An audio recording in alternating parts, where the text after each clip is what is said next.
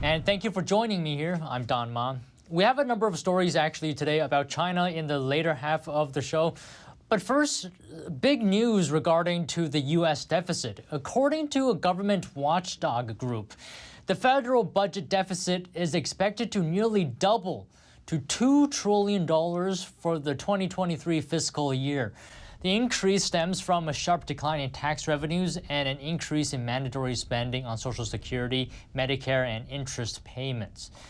The deficit projected from the Committee for a Responsible Federal Budget and its tally for the 2022 fiscal year does not include President Joe Biden's federal student debt cancellation plan, which was struck down by the Supreme Court. Now, the growing deficit could also further complicate discussions over funding federal agencies by the upcoming fiscal year starting October 1st. Congress will have until the end of the month to pass the spending package or a short-term deal to keep the government operating. And this deficit in the long term could actually impact the U.S. GDP growth because there is a strong correlation between the U.S. debt and the growth of the economy when you're looking at chart comparisons. And a global shortage of technicians and independent repair shops qualified to fix electric vehicles threatens to increase repair and warranty costs for drivers. Here's more. Electric vehicles may be the future for car drivers, but what happens if yours breaks down? Industry experts say that could be a problem. There is a global shortage of technicians and repair shops qualified to fix EVs. That means drivers could face high costs for repairs if they can get one. Experts say that independent repair shops will be vital for making EVs affordable, as they are cheaper than franchise dealers. But many garage owners see costs for training and equipment to fix EVs as too high, especially with few of the cars on the roads. There's a danger too. High voltage EVs could shock or even kill untrained technicians. The risk of EV fires, which are notoriously hard to put out, is also a big concern. The auto repair industry has been short of workers since the global health crisis. A UK-based industry body forecasts that the country could be short 25,000 EV technicians by 2032. That's not great when the country is aiming to ban the sale of fossil fuel cars from 2030. Over in the US, experts predict around 80,000 electrician jobs, including for EVs, will be needed every year through 2031. If you can get a fix, it may not be cheap. British car warranty provider Warranty Wise says garage costs are rising. It says it has to use expensive franchise dealers to fix EVs, as they tend to have more qualified technicians. Warranties on such cars cost more as a result. Now car makers are scrambling to train technicians. Market leader Tesla has launched courses at US community colleges. It also provides EV training for independent US repair shops. Such efforts will need to pay off fast, or experts say the electric car revolution risks going flat. And Bud Light's parent company has a prominent investor, it seems like, even as it deals with a sales slump. Last quarter, the Bill and Melinda Gates Foundation Trust bought $95 million worth of shares in Anheuser-Busch. Gates bought the stock around the time Bud Light alienated some of the company's core base because of its partnership with transgender influencer Dylan Mulvaney. And since then, Anheuser-Busch stock has dropped about 2%, losing Gates money. Gates has previously admitted he's not a big beer drinker, but he's also invested nearly $1 billion worth of shares in Heineken Holdings. And California's housing affordability hits a consecutive low, while single-family home prices continue their climb upward from last year. A realtor tells NTD's Christina Corona more on the housing market. California's housing affordability has hit a 16-year low as home prices reach sky-high values, turning the American dream into a challenging climb. Douglas Lee from Compass Real Estate says there are two main factors that have caused California's housing affordability to drop. The first one is low interest rates, and the second one is low supply. So since 2000, since the implosion in 2002, the Fed has been cutting interest rates. And what that's done is with cheap money, it's spurred a lot of purchasing. Lee tells us which areas and types of homes are affected most by the affordability issue. At basically any area that's close to all the jobs. So if you're looking at areas that are driving distance to downtown LA, downtown San Diego, Orange County, San Francisco Bay Area, all the heavy job areas, those are the ones that are going to be a lot more heavily impacted by affordability. So basically getting into anything, a single family home, a condo, a townhome, just trying to get anything. He tells us real estate's only going to go one direction in California, and that's up. With high or low interest rates, the most important thing Lee suggests is to just get in. As long as you can commit to hitting those monthly payments, hell over high water, you're going to hold on to it long enough that when you sell, you'll make your money. And the average price for a single family home in 2023? The median price was around $863,000, and the average was $995,000, and that's for a 3-bedroom, 2-bath, 1,200 square foot minimum size home. Lee tells us how, for the first time in 2023, single-family home prices in California have surpassed those from a year ago. So when we talk about supply, I've been tracking the data.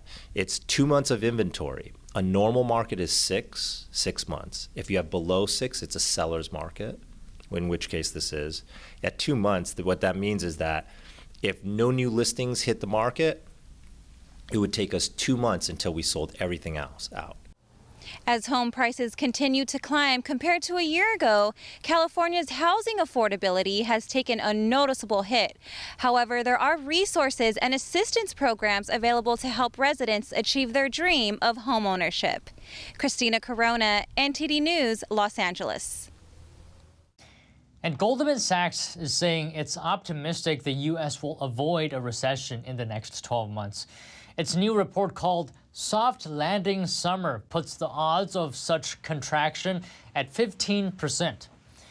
That's similar to the historical average for any given year, by the way.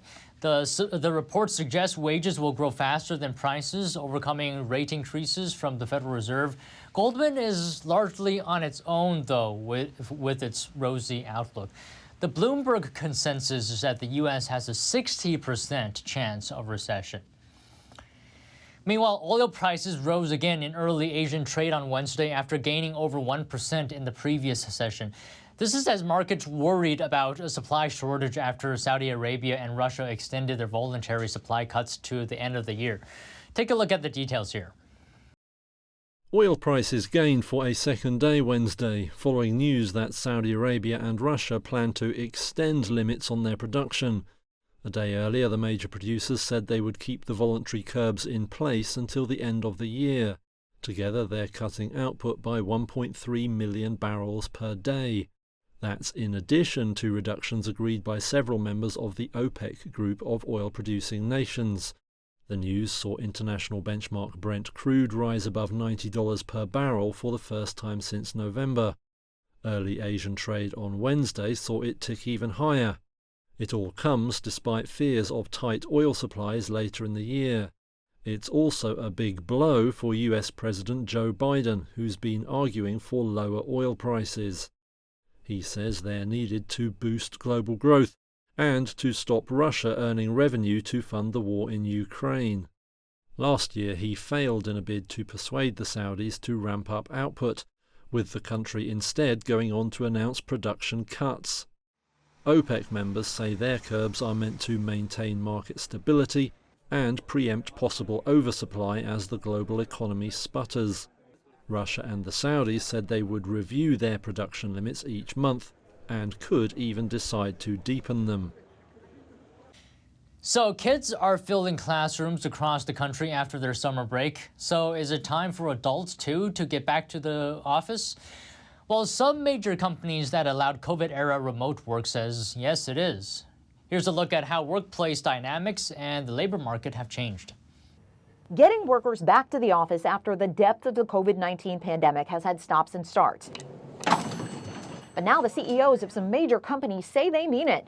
They say they want workers back in the office this fall, or they'll face consequences. We are at a clash of contexts right now where employers, again, as I said, and employees are not on the same page. That includes some companies that flourished during the early days of the pandemic, like Amazon, whose CEO recently told U.S. employees to get on board with a policy requiring at least 3 days a week at a physical office location or consider working elsewhere. Zoom said last month that employees who live near an office need to be on site at least 2 days a week. And employees are finding the labor market is no longer tight enough to give them an upper hand. In July, the number of available jobs in the U.S. dropped to its lowest level since March 2021, according to government data. Employers who want workers back in the office cite the benefits of face-to-face conversations and collaborations. But some experts like Callie Williams-Yost, whose company has counseled others on how and where work is done for about 20 years, say this is still an experiment. In the office does not equal in person.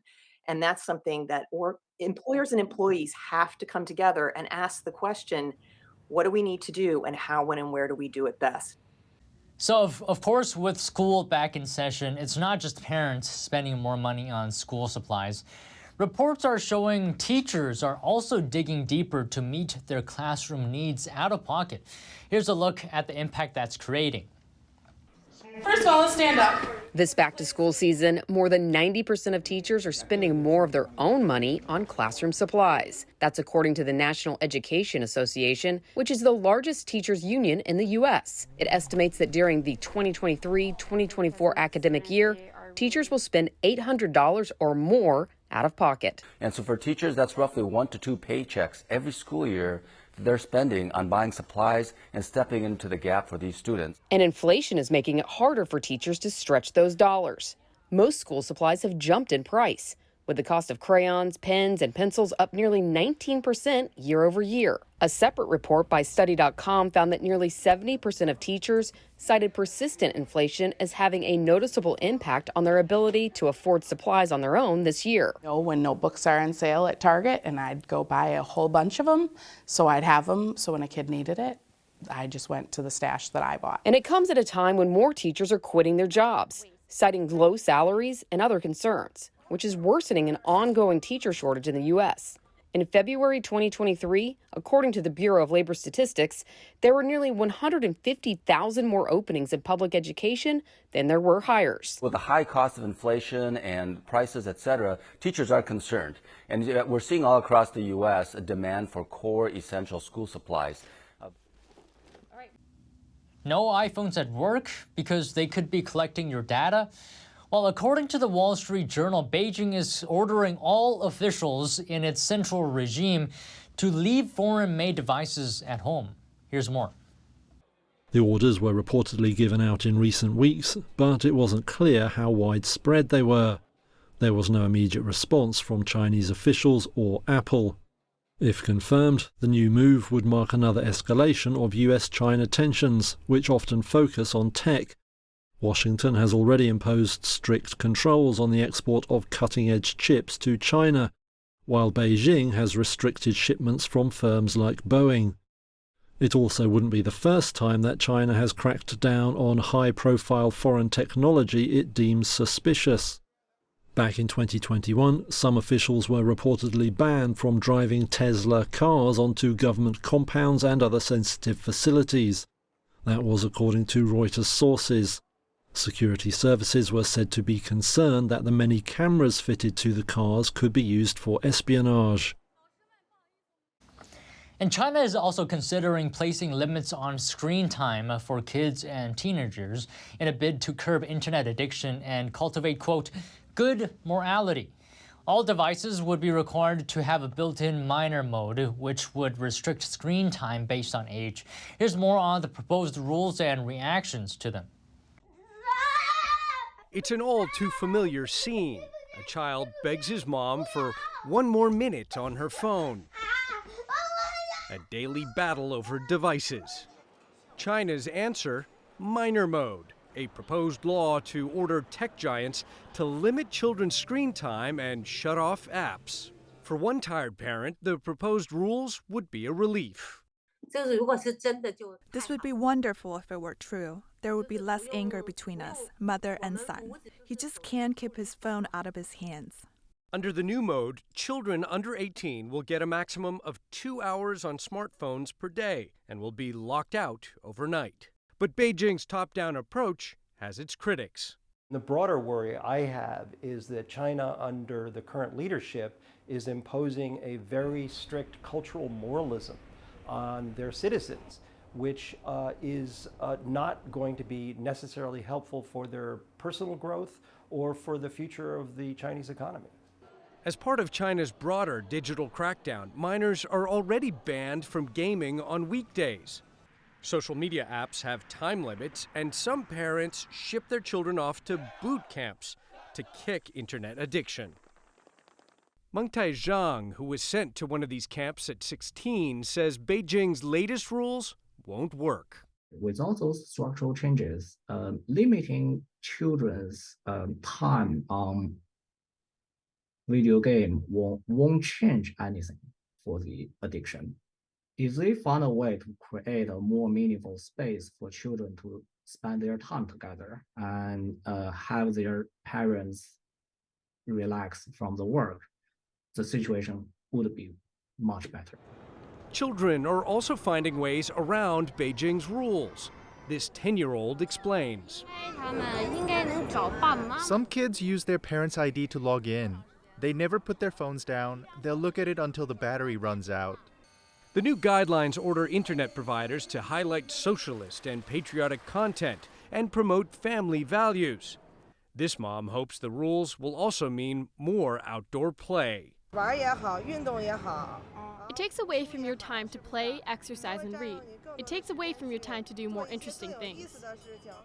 But her son says parents need to lead by example. It's not easy to control myself, but adults can't either. Don't speak about us adults. Speak about yourself. A battle over screen time that's far from over. And our final China story today. Country Garden property developer has avoided a default, and it has made interest payments on 2 US dollar bonds just as the grace period was due to end on Tuesday. This is according to a person close to the company. And this is giving relief for the embattled developer and crisis-hit Chinese property sector. Here are the details. Country Garden appears to have dodged default again. A Reuters source says the troubled Chinese developer has made payments on $2 bonds just in time. Country Garden had failed to make the scheduled payments early last month, but had a 30-day grace period that was due to expire Tuesday. The amounts involved were modest by corporate standards, about $22.5 million. But failure to pay would have added to jitters over China's battered property sector. It accounts for about a quarter of the country's economy, making it critical to hopes for revived growth.